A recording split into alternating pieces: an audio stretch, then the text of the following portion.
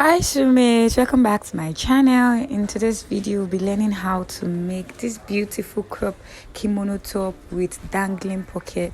So if this looks like what you like to learn, then this video is definitely for you.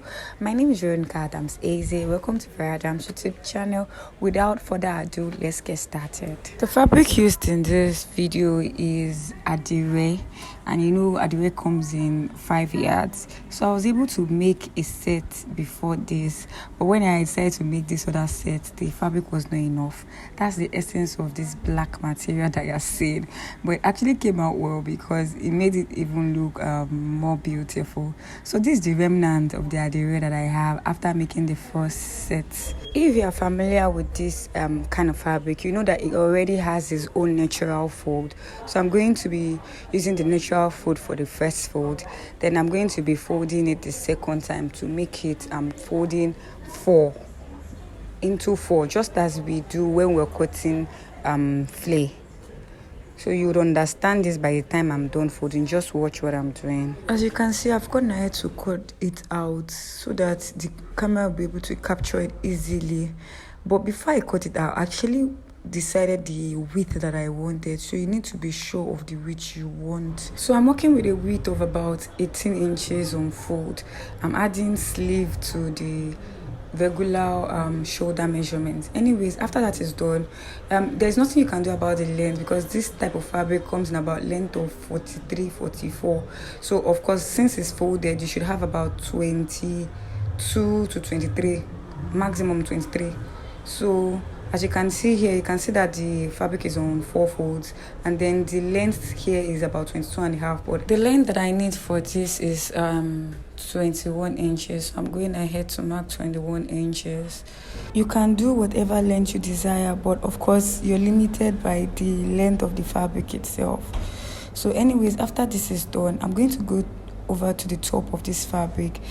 And right from this center, I'm going to go ahead to mark 3 inches, which will serve as the neck width, and I'll mark 1 inch, which will serve as the neck depth. I'll go ahead to connect this together. Now I'll go ahead to take half of the back measurement. I'm working a back measurement of 16 inches. 16 inches divided by 2 will give me 8 inches. After 8 inches, I have 10 inches, which equals 18 inches. This is the exact 18 inches that I left while I was folding at the beginning. This just simply means that we are cutting the sleeves together with the bodies. So right here, I'm going ahead to mark 11 inches from the beginning of this fabric. And what I did was I had dead 1 inches from the shoulder to the bust point. Shoulder to the bust point I'm working with here is 10 inches. So I added 1 inch, making it 11 inches. And what I'm doing here, I'm determining if this space that I left will be enough for the arm to pass through. So you can see that the freeness here is 13 inches. So you really need to make sure that here is actually very, very free because it doesn't have to be tight at all.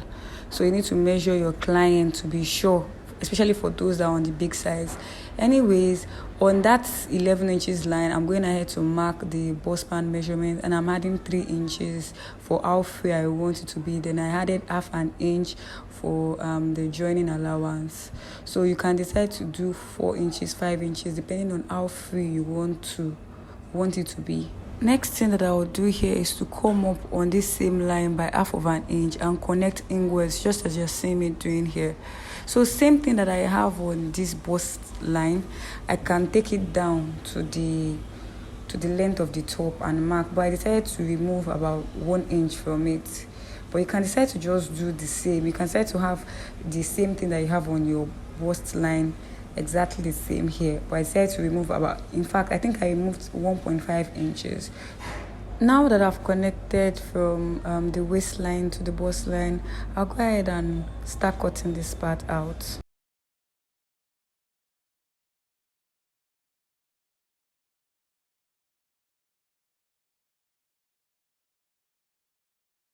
I'll then go ahead to the neckline and cut it out.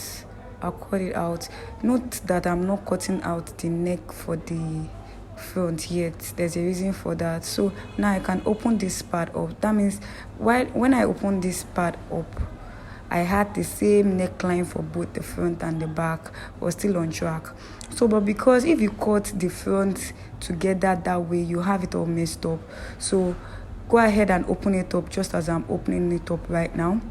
Once you've opened it up, from the notch part, which is indicating the center front and the center back, open as you are seeing me doing. I'm going to repeat it again so you can see. Open it up on that notch part, which indicates the center front and the center back.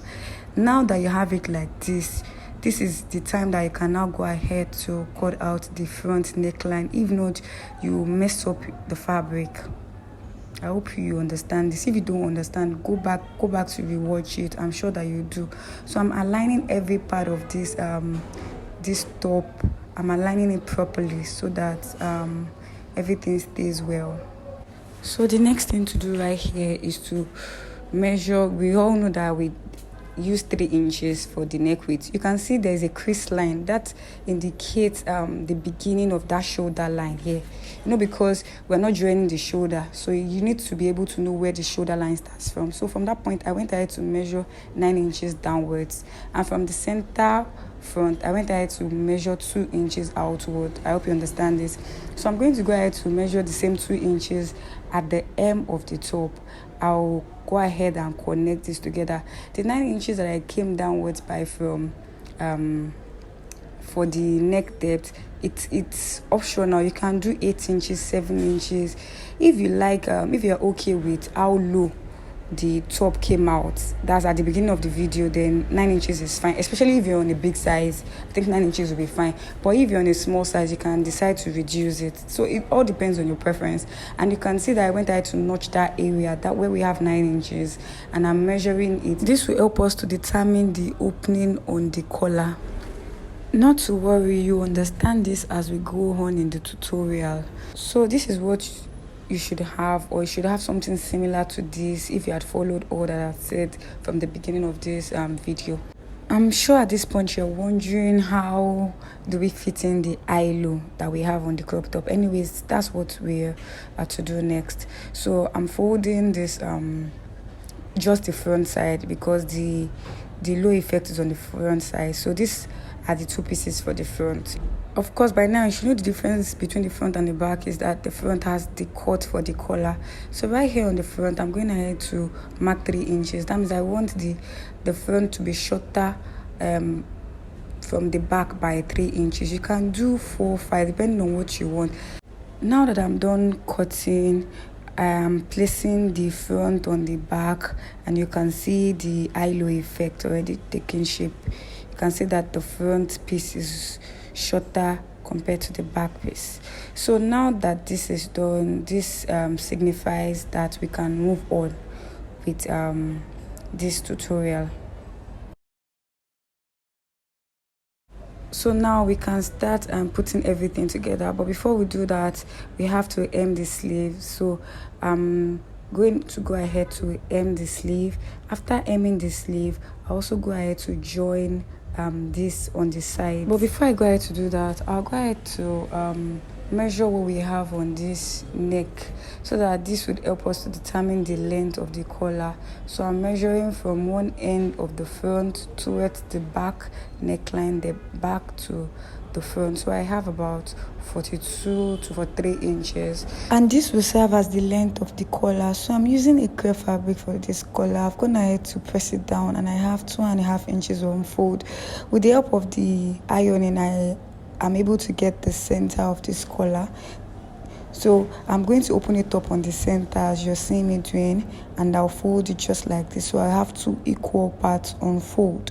You can see that I already have the midline. That's because I pressed it. So you need to do same for yours, so it is easy. So what I'll do right now, that measurement that we had earlier, that we did earlier, is what we're going to be using right here. That's why I said it is important that we measure. So wherever you want the opening to stop, that's what you measure. So right here I have about 12 to 13 inches. I actually marked 13 inches, but while I was sewing, I went ahead to make it 12 inches. So if what you saw at the beginning of this video is too low for you, you can decide to come up. You can make it 10, 11. And if you like to expose cleavage more than what you see, you can decide to come down low. So from where that marking stop, you go ahead and sew it on the center. You see how illustrated it using that chalk. So go ahead and sew it just on the center to the end of the collar piece. So once this is done, you can go ahead and fold it back, and this is what you will have. So you already have the collar ready. I'll take it to the pressing table and iron it. So this is what we have after I went ahead to iron it. You can see how nice looking. I'll go ahead and notch the center. And this center of the collar represents, or is going to be aligned with the center back of the main body. So here is the bodies, and I'm arranging it. You can see that we already have a notch at the center of these bodies. The center of the bodies actually represents the center back. So I'm aligning both notches. That's the notch on the collar to the notch on the bodies. So I'll go ahead, right side facing right side. Do not forget, go ahead and start pinning down right side facing right side.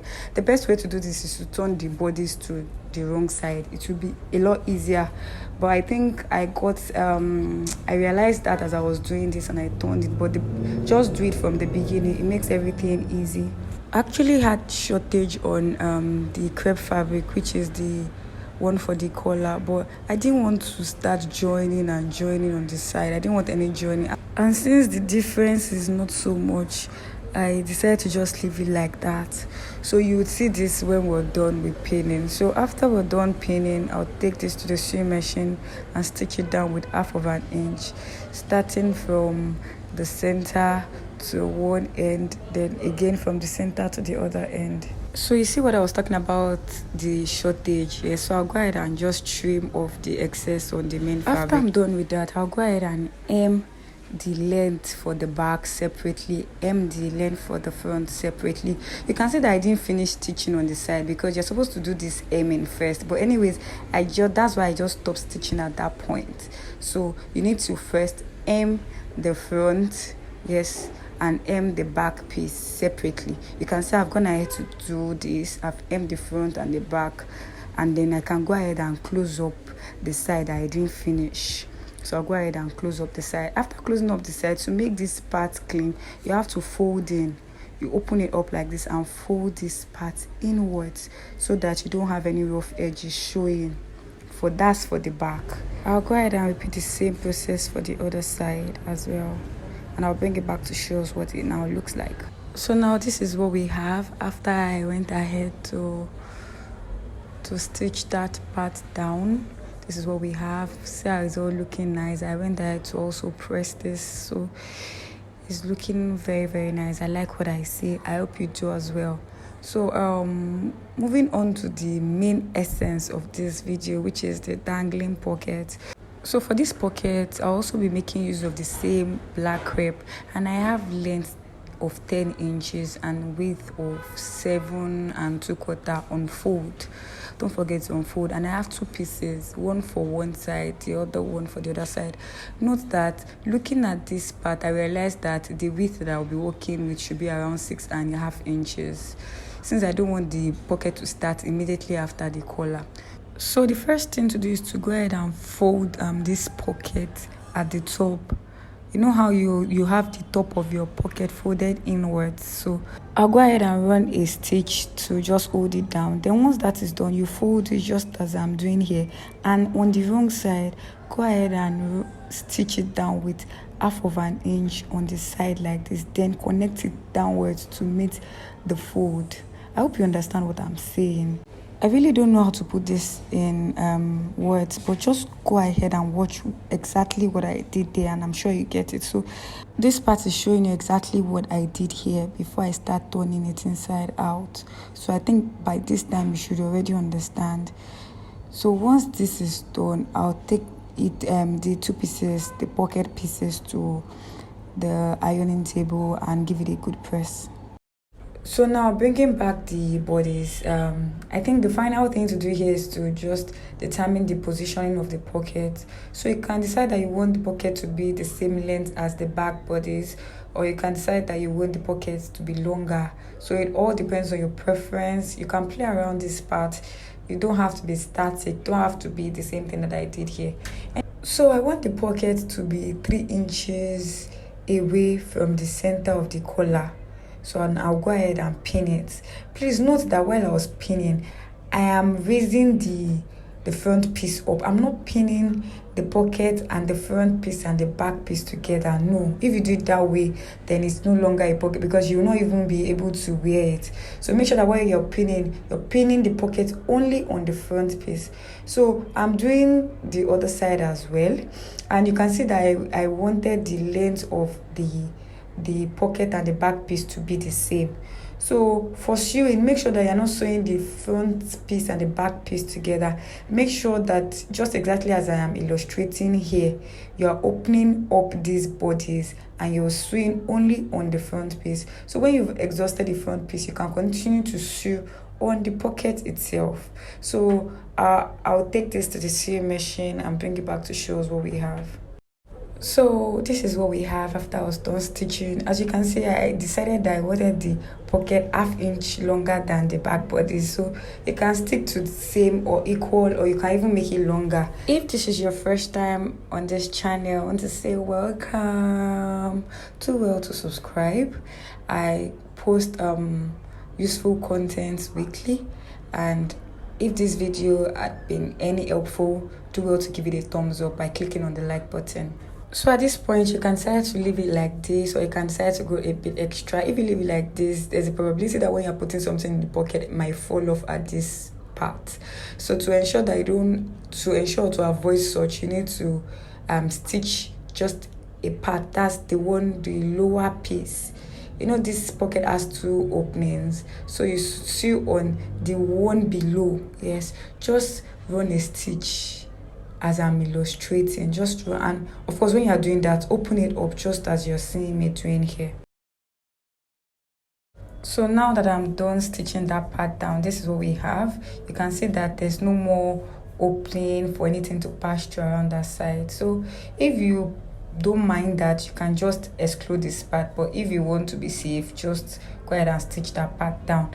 At this point, you can take this to your overlocker and go ahead and overlock all the rough edges so that everything looks neat on the inside as it is looking on the outside. And now we've come to the end of this tutorial. I do hope that you did find it useful. If you did, give it a thumbs up by clicking on the like button, and you can also say a word of encouragement in the comment section. However, if you have any question, feel free to drop it in the comment section. I'll respond to you. Till I see you in my next one. Bye.